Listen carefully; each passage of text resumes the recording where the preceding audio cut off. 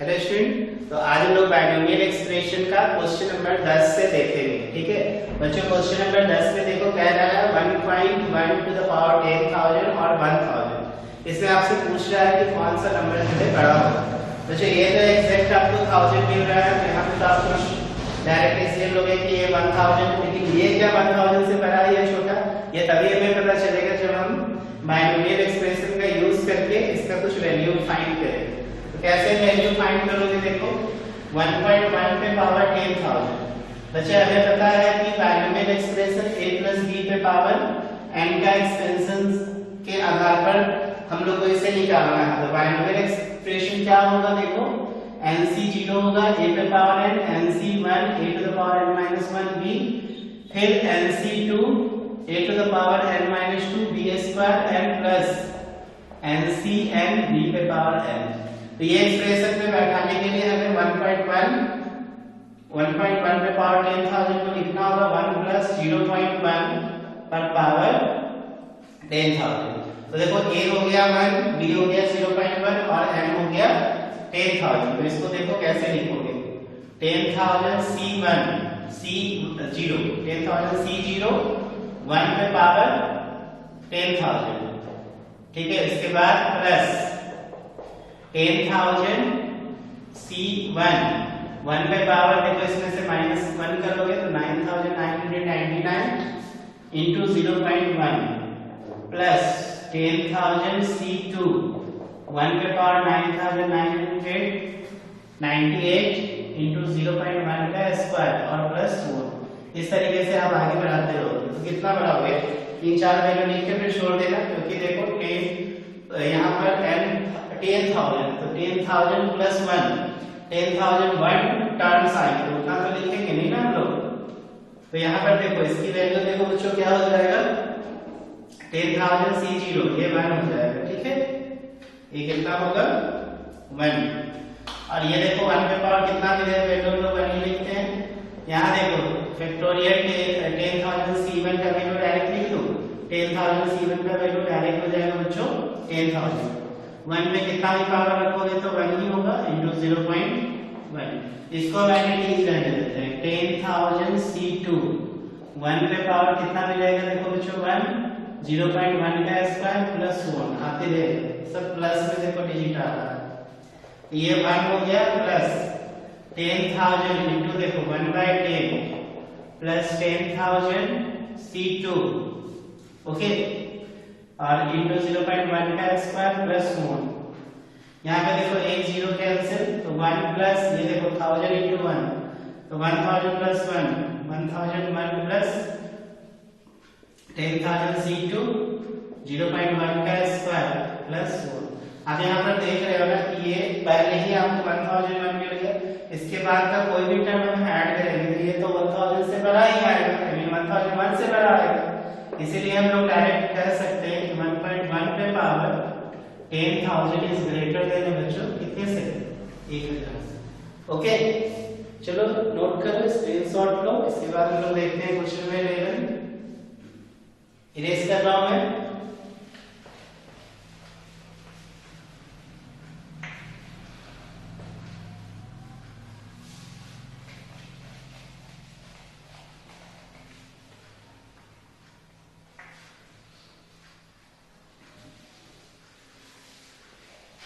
देखो बच्चों question number 11 में कह रहा है कि a प्लस b पे पावर 4 है, ठीक है, माइनस a माइनस b पे पावर 4। ये हमें बोल रहा है फाइंड करो। ओके, ये जो है आपको फाइंड करना है क्वेश्चन नंबर 11 फाइंड। इसके बाद बोल रहा है hence evaluate, hence evaluate. Evaluate देखो क्या है, √3 प्लस √2 पे पावर 4 माइनस √3 माइनस √2 पे पावर 4। तो सबसे पहले क्या करना बच्चों, इसको एक्सपेंड करो बाइनोमियल थ्योरम से, और अंत में क्या करना, a की जगह पे √3 और b की जगह पर √2 रख के वैल्यू को एवेल्युएट करना है। तो देखो कैसे करेंगे, सबसे पहले हम लोग लिखेंगे a प्लस b पे पावर 4 का एक्सपेंशन। ठीक है, तो a प्लस b के पावर 4 का एक्सपेंशन देखो 4c0 a पे power 4 4c1 a cube b 4c2 a square b square हो जाएगा plus 4c3 a b cube plus 4c4 a तो खत्म हो जाएगा तो b पे पावर कितना 4। ठीक है, नाउ a माइनस b पे पावर 4 डी देखो 4c0 a पे पावर 4 और यहाँ पर देखो 4c1 a cube into minus b 4c2 a square into minus b का होल स्क्वायर, क्योंकि b यहाँ पर माइनस के फॉर्म में है, प्लस 4c3 a और माइनस b का क्यूब हो जाएगा और प्लस 4c4 और माइनस b पे पावर 4। अब इसको प्लस माइनस ध्यान दो, यहाँ पर 4c0 को 4c0 रहने दो a पे पावर 4, ये देखो माइनस हो जाएगा प्लस माइनस माइनस, तो ये 4c1 a क्यूब b फिर प्लस ये प्लस ही रहेगा क्योंकि माइनस का स्क्वायर प्लस होता है, तो 4c2 a square b square फिर माइनस b का क्यूब माइनस होगा तो minus 4c3 a b cube और फिर ये प्लस होगा 4c4 b पे पावर 4। अब देखो बच्चों इससे करने से हमें क्या होगा कि अब हम इसमें से इसको आसानी से क्या कर सकते हैं, सब्ट्रैक्ट कर सकते हैं। आप सब्ट्रैक्ट करो a प्लस b पे power 4 minus a minus b पे पावर 4 और अंतिम में हम कैलकुलेशन करेंगे। ठीक, तो देखो सबसे पहले इसको लिखो 4c0 a पे power 4 4c1 a cube b फिर देखो plus 4c2 a square b square plus 4c3 a b cube plus 4c4 b पे पावर 4। अब देखो ये सब टर्म को हम लोग माइनस कर रहे हैं तो ये माइनस हो जाएगा तो माइनस 4c0 a पे पावर 4 और ये माइनस है तो प्लस हो जाएगा 4c1 a क्यूब b ये फिर माइनस होगा 4c2 a square b square ये plus 4c3 a b cube और ये माइनस 4c4 b पे पावर 4। अब देखो बच्चों यहाँ पे कॉमन कटने वाला है तो 4c0 देखो माइनस प्लस ये प्लस माइनस कैंसिल 4c1 कटेगा नहीं कटेगा 4c2 प्लस माइनस कैंसिल फिर देखो 4c4 प्लस माइनस कैंसिल। ठीक है, अब जो बचा उसको लिख दो तो देखो 4c1 a cube b 4c1 a cube b तो 2 into 4c1 a cube b हो जाएगा। ठीक, फिर देखो 4c3 एक यहाँ पर है और यहाँ पे 4c3 है तो plus 2 into 4c3 a b cube आएगा ना। अब इसको आप सॉल्व करो तो 2 into factorial 4 upon 4 minus 1 into factorial 1 into a cube b plus 2 into factorial 4 और यहाँ पर देखो 4 minus 3 into factorial 3 a b यहाँ पे देखो डायरेक्ट आप 4 भी लिख सकते थे क्योंकि फैक्टोरियल 3 क्या हो जाएगा ऊपर नीचे कैंसिल, तो डायरेक्ट एक स्टेप में लिख सकते हैं ना। चलो एक स्टेप में लिख देते हैं, यहाँ पे भी 4c1 का मान 4 और 4c3 का मान भी 4 होगा क्योंकि देखो 4 में से 3 1 और 4 कॉमन लोगे तो फैक्टोरियल 3 ऊपर नीचे कैंसिल होगा। तो मैं एक ही स्टेप में लिखते हैं इसको तो ये हो जाएगा 2 into 4 a क्यूब b और ये 2 into 4 a b क्यूब। देखो बच्चों यहाँ पे कौन सा टर्म कॉमन लेंगे तो 4 2 8 a b कॉमन ले लो।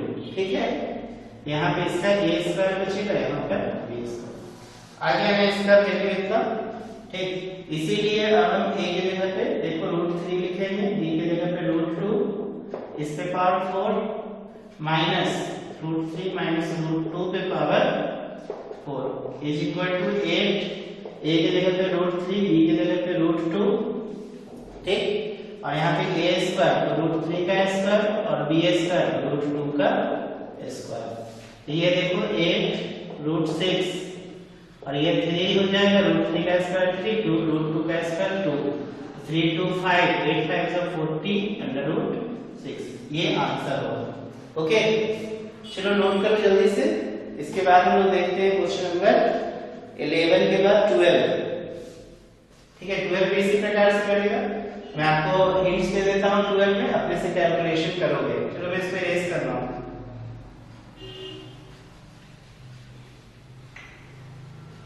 एक क्वेश्चन कम से कम खुद से ट्राई करोगे, नहीं बने कमेंट करना, उसका स्पेशल वीडियो बना दूंगा।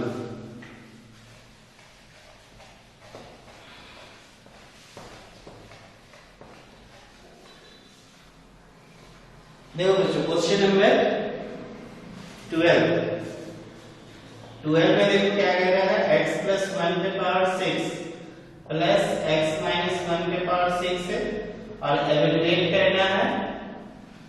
एवेलुएट करो रूट 2 प्लस 1 के पावर 6 प्लस रूट 2 माइनस 1 के पावर 6। ठीक है, तो देखो कैसे करोगे, सबसे पहले तोड़ लेना x प्लस 1 के पावर 6 को। ठीक, तो देखो कितना हो जाएगा 6c 0 x के पावर 6 6c1 x के पावर 5। देखो फिर 1 के पावर कुछ भी आएगा तो 1 ही रहेगा। ठीक, तो 1 नहीं भी लिखेंगे तो चलेगा। 6c2 x के पावर 4 फिर 1 के पावर देखो जो भी है 1 ही रहेगा। अभी चूंकि यहाँ पे प्लस है, अच्छा कोई बात नहीं हम लिख ही देते हैं। ठीक, क्योंकि आप बोलोगे फिर माइनस में तो लिखना होगा ना, कोई बात नहीं 1 लिखेंगे तो कोई फर्क नहीं पड़ेगा।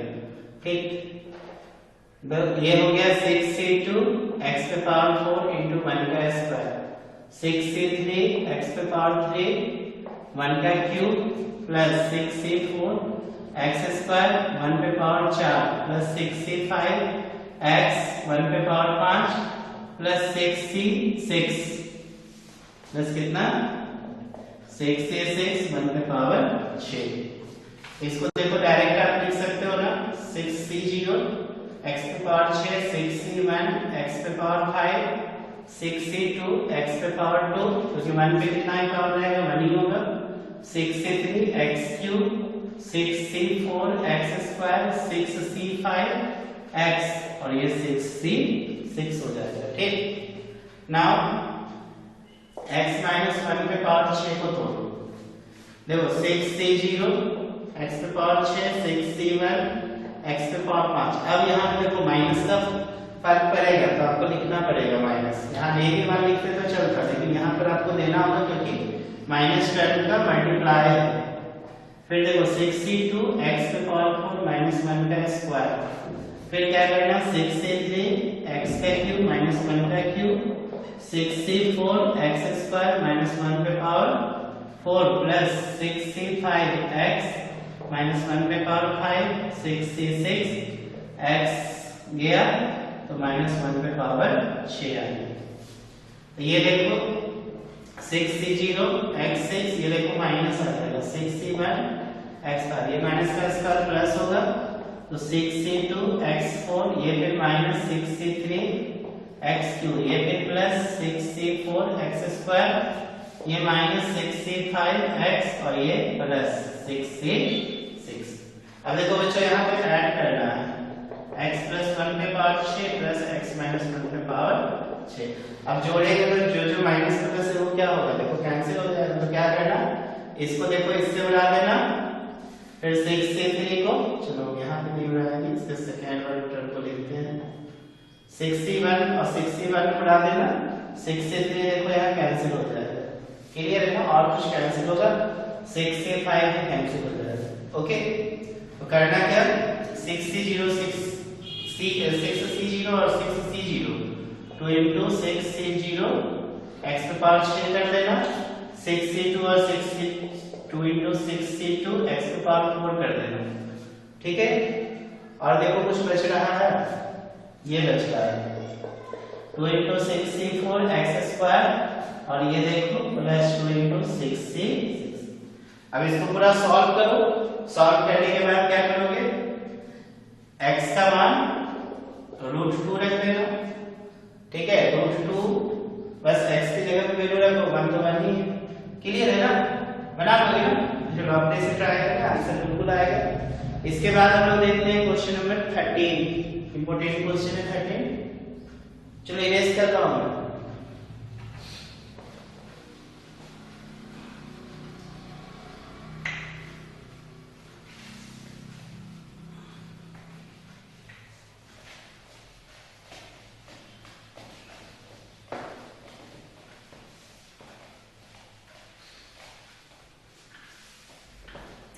देखो बच्चों क्वेश्चन नंबर 13 में क्या कह रहा है,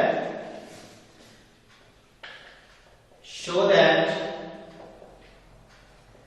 9 पे power n plus 1 minus 8n minus 9 is divisible by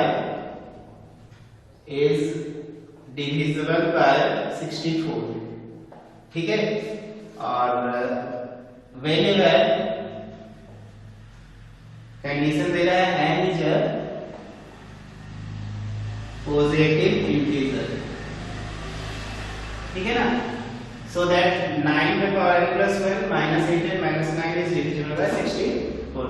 बच्चों इस तरह का सवाल पहले भी आपने बनाया है प्रिंसिपल ऑफ मैथमेटिकल इंडक्शन में, बट हमें यहाँ पर बाइनोमियल थ्योरम का यूज करके ये प्रश्न को बनाना है। तो कैसे बनाएंगे, ध्यान दो, 9 पे power n plus 1 minus 8n minus 9 को हम बाइनोमियल एक्सप्रेशन से ब्रेक करेंगे। कैसे ब्रेक करेंगे समझिएगा, 9 पे पावर n plus 1 को 9 पे पावर n into 9 पे पावर 1 लिख दो, minus 8n minus 9 लिख दिए। ठीक, 9 पे पावर n को आप लिख सकते हो 1 plus 8 पे पावर n, ठीक है, into 9 minus 8n minus 9। अब इसको तोड़ो, ठीक है ना, तो कैसे तोड़ोगे, देखो NC0 1 पे पावर n, NC1 1 पे power n minus 1 into 8 plus NC2 1 पे पावर n minus 2 into 8 का स्क्वायर प्लस 1 एक पे मॉड लिख देते हैं, NC3 1 पे पावर n minus 3 into 8 का क्यूब, ठीक है, प्लस 1, इसको हम मल्टीप्लाई कर रहे हैं कितने से, 9 से, minus 8n minus 9। ओके बच्चों, 1 पे कितना भी पावर रहे, प्लस रहे माइनस रहे, वैल्यू 1 ही होता है। ठीक, तो यहाँ पे देखो NC0 का वैल्यू n 1 का पावर n 1, NC0 सॉरी बोल रहा हूँ मैं, NC0 1 होता है, NC0 1 into 1 पे पावर n 1, NC1 n हो जाएगा into 1 into 8, NC2 निकाल सकते हो factorial n minus 2 into factorial 2 1 पे पावर 1 into 64 प्लस NC3, अब इसको नहीं भी लिखोगे तो चलेगा, 1 पे कितना है पावर 1, 8 का क्यूब प्लस 1 इंटू हो जाएगा, देखो 9 minus 8n minus 9। अब क्या करो बच्चों, ये 9 से ना इसमें मल्टीप्लाई करते हैं, तो देखो 9 1 जा 9 8 जा 72 है, और इसमें आप 9 को फिर से ऐसे ही रहने दो, फैक्टोरियल n बटा n minus 2 into फैक्टोरियल 2, ठीक है, या फिर आप इसको ऐसे ही रहने दो ना, NC2 छोड़ दे, डायरेक्ट NC2 रहने दो, ज्यादा अच्छा देखने में लगेगा, NC2 into 64 plus NC3 into 8 का क्यूब प्लस 1 into 9, ये 9 रह गया इतना में, इस 9 से इसको मल्टीप्लाई करके सेपरेट कर लिए, minus 8n minus 9। ओके, अब देख रहे हो ना, इसमें हमेशा 64 तो आ ही गया, तो हम 64 को क्या कर सकते हैं, कॉमन ले सकते हैं, तो 9 में से ये 9 तो गया प्लस माइनस, 72 में से 8 को माइनस कर दोगे तो 64n बचेगा, और ये देखो NC2 into 64 plus NC3 into 8 का क्यूब प्लस 1, और ये हो जाएगा into 9।